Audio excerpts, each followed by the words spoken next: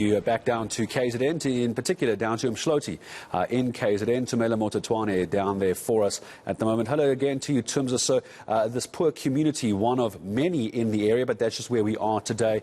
The flooding back in April causing untold devastation, a few weeks reprieve, and then this last weekend the heavens opened up again. But I saw now on a live shot you got some dark clouds circling again, and I'm sure a lot of very anxious people where you are this morning.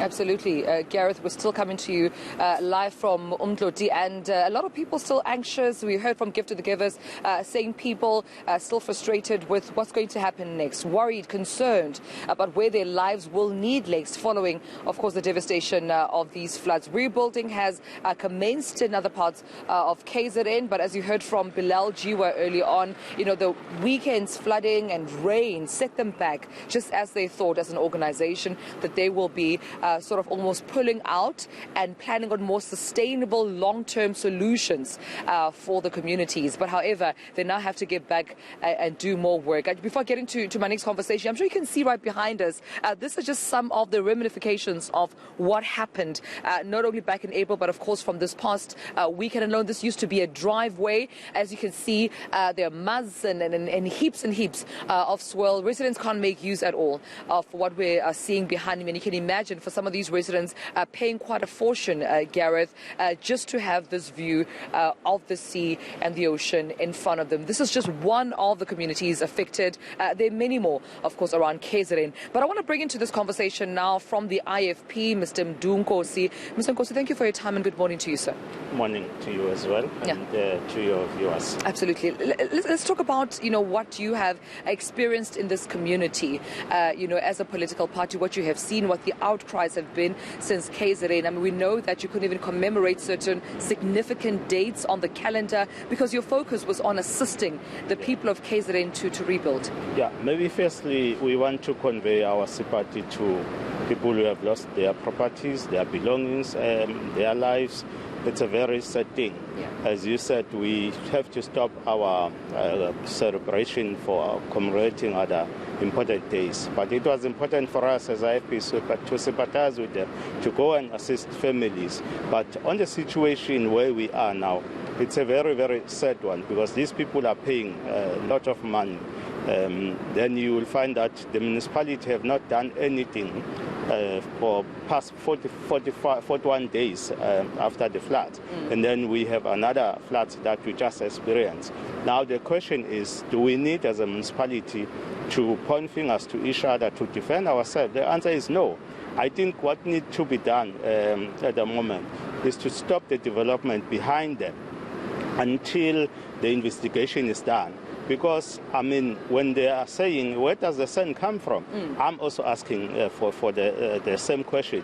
I do believe that the development that is behind them, it's a cause, because if there was no development, surely there will be no diversion of water to storm drainage or whatever. I know that they are going to say, as a developer, it was approved by the municipality, the storm drainage, etc., etc. That's why we are saying as IFP, we need to investigate that. Yeah. Whether the municipality, when they approve that development, they were in line with what is required for them. Yes. When you look at the damage behind us, you know, obviously looking at the images that we see also in other parts of KZN, your estimation of the cost to damage and the amount of work that it would take to get back to some sense of normalcy, what does it look like to you? Well, I will say it's a pity because as of now there is no money in eThekwini, but we require billions of rent.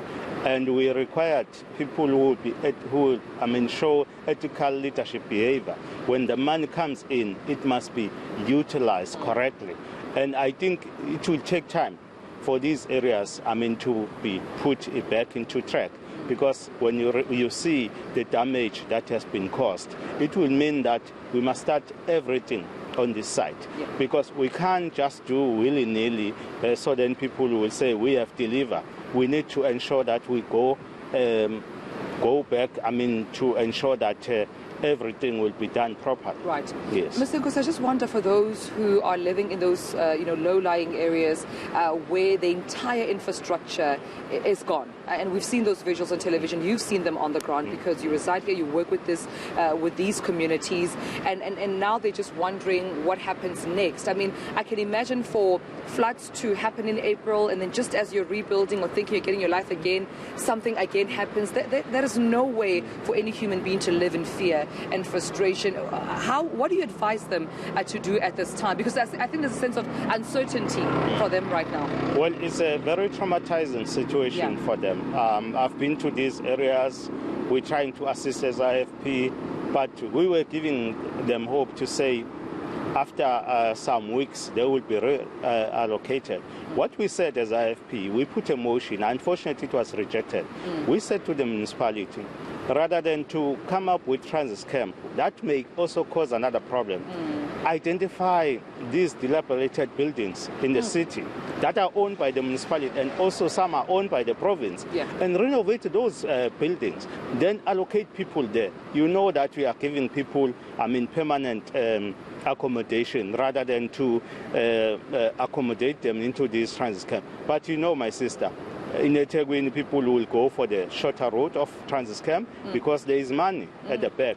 But it would be better if we renovated those buildings. It will take about 2 weeks, 3 weeks. People will then be accommodated. We shouldn't be saying people are still traumatized in halls and also in different shelters where they are. Yeah. Yes. Let's talk about then, your decision to work alongside the gift of the givers. I think you've joined many South Africans who were doubtful of the South African government, particularly in KZN as well, if they would be able, because this is a serious matter. If we're going through a disaster, we need to be able to trust someone, at least someone, that they would take care of us instead of the shortcuts that we speak of now, the money behind our backs, because people are dying, people have died, people are displaced. It's a serious issue. And I just wonder, how has your relationship been with the gift of the givers as the IFP in entrusting them with some funds and resources in working alongside you to rebuild? When you are desperate, you look for someone that you can trust. Yeah.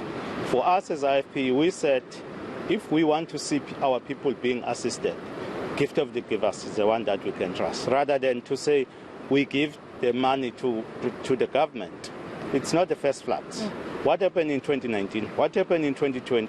Have you seen government assisting people with building houses that were damaged by the storm? The answer is no. So for us as IFP, we said gift of the givers have been there assisting people. It's better that we work with them. And we have seen gift of the givers being all over. People got assistance, even though it's not enough what we have done as IFP because we don't have a lot of money. But at least we have made a mark. We have touched lives of the people. And it's not easy for us to say government can do better. People have lost hope, As of now, we're supposed to say the billion that was promised, it's there in eThekwini, but it's not there yet. What does that tell you? It tells you that people will tell you, will talk serious when they're in front of the media, making statements. But after that, what happened? Until we have another flood that came, but nothing have done. It's a little if it has been done, but I know that they will come and defend themselves. The infrastructure is damaged. They must show us where did they go and repair the infrastructure. At least few areas. We need to say, at least we have seen government coming to part. Where's the national government with money? Where's the provincial government with money? They are nowhere to be found. We'll leave it there. I appreciate you speaking to me this morning, Mr. Nkosi from the IFP. And there you have it, Gareth, just hearing perspective from the IFP in terms of what they have seen, where they see the gap and the needs from those communities devastatingly affected by these floods. They're saying they have assisted, they're working alongside gift of the givers because indeed in times of desperate needs, you need someone you can trust, not someone who will capitalize on the tragedy. But we'll continue, of course, to highlight some of these issues coming in here live from Umdloti. Gareth, of course, as the rest of the morning continues.